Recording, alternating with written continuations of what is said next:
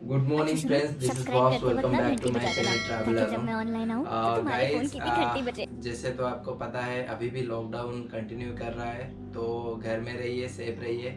और मैं ये सोचा हूँ जब तक लॉकडाउन ना खुले तब तक ऐसे ही घर में बैठ के कुछ पौराणिक और हिस्ट्रिकल वीडियो बनाऊंगा। और थैंक यू सो मच, आपने मेरा पिछले वीडियो में बहुत सारा प्यार दिखाया। बट आपको सजेस्ट करूंगा, जितना सारा व्यू हो रहा है थोड़ा सा तो लाइक कर दीजिए अगर आपको अच्छा लग रहा है तो। और आज ऐसे वीडियो लेके आया हूँ जो कि श्री कृष्ण के ऊपर आधारित है और द्वारिका नगरी के ऊपर है। तो आज हम इस वीडियो में जानेंगे श्री कृष्ण का द्वारका नगरी कैसे डूब गई थी। तो चलिए और एंजॉय करिए।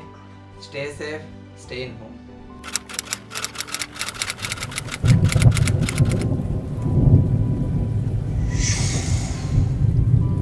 दर्शकों, द्वारका एक ऐसी प्राचीन धार्मिक नगरी है जिसे कभी भगवान श्री कृष्ण ने बसाया था।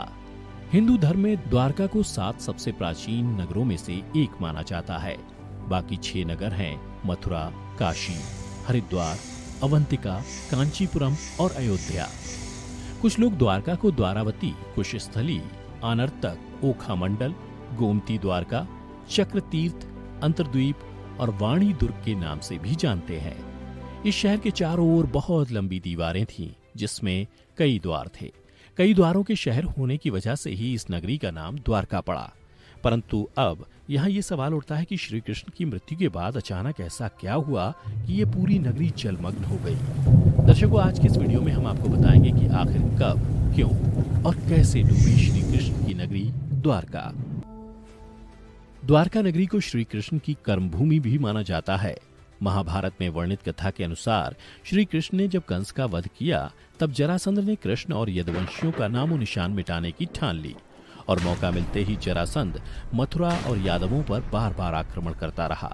धीरे धीरे उसके अत्याचार बढ़ने लगे तो अंत में यादवों की सुरक्षा के लिए श्री कृष्ण ने मथुरा को छोड़ने का निर्णय लिया और मथुरा से निकलने के बाद भगवान श्री कृष्ण ने एक ऐसे नगर की स्थापना की जो विशाल और सुसंगत था। इस नगर का नाम था द्वारका नगरी। कहते हैं कि श्री कृष्ण अपने कुल बंधुओं के साथ द्वारका में बड़े आराम से रहने लगे। समय बीतता गया। 36 साल तक राज करने के बाद और श्री कृष्ण की मृत्यु के बाद द्वारका नगरी समुद्र में समा गई। पौराणिक ग्रंथों में द्वारका के समुद्र में विलीन होने से जुड़ी 2 कथाओं का विवरण मिलता है।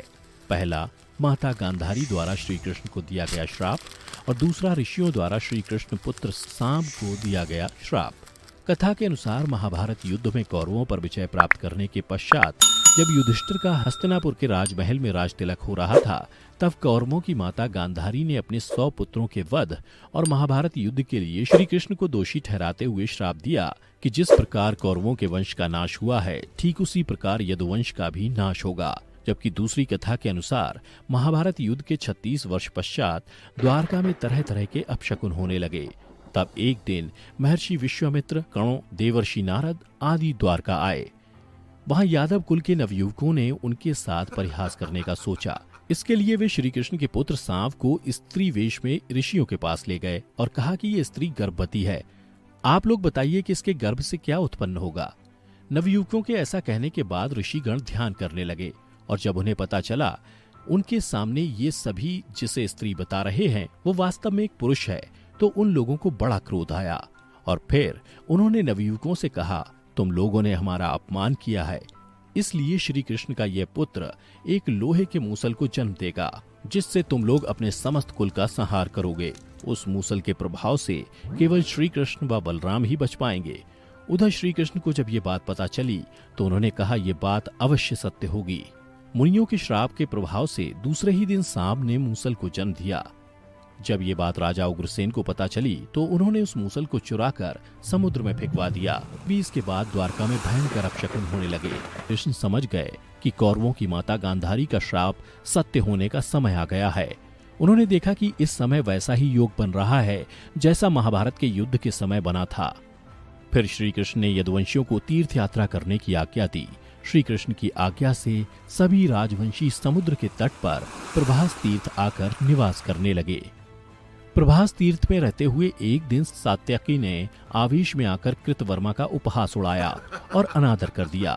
कृतवर्मा ने भी कुछ ऐसे शब्द कहे कि सात्यकी को क्रोध आ गया और उसने कृतवर्मा का वध कर दिया। यह देख अंधक वंशियों ने सात्यकी को घेर लिया और हमला कर दिया।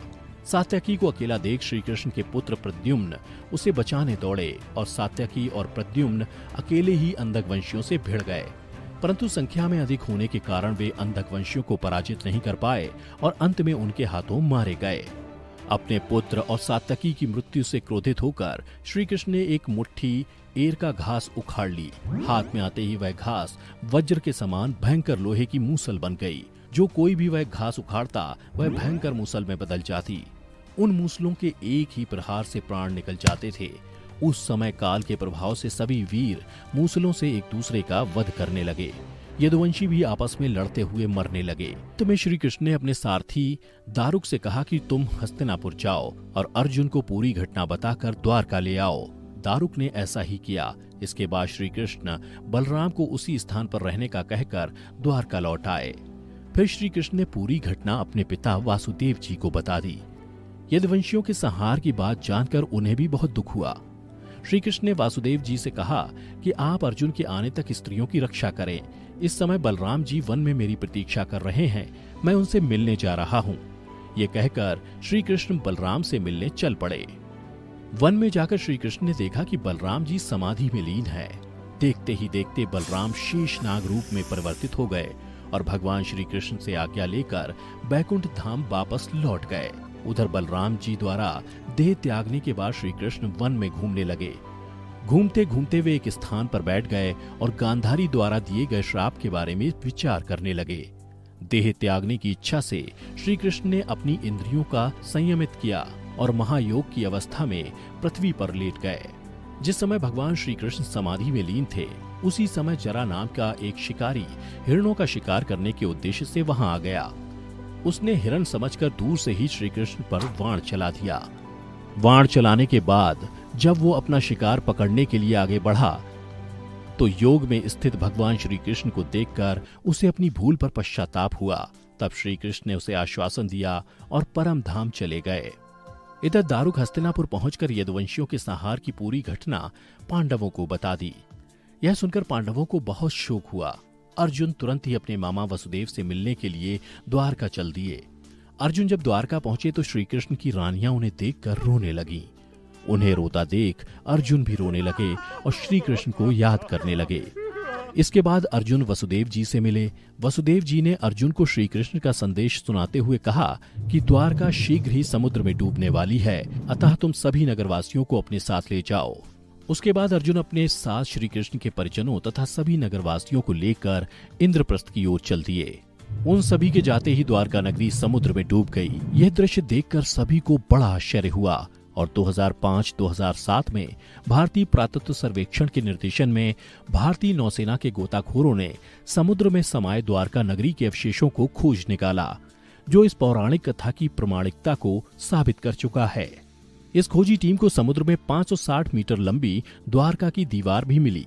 इतना ही नहीं, उन्हें पौराणिक समय के कुछ बर्तन भी मिले जो 1528 ईसा पूर्व से 3000 ईसा पूर्व के हैं। खोजकर्ताओं की माने तो समुद्र की गहराई में मिली ये नगरी लगभग 9000 साल पुरानी है।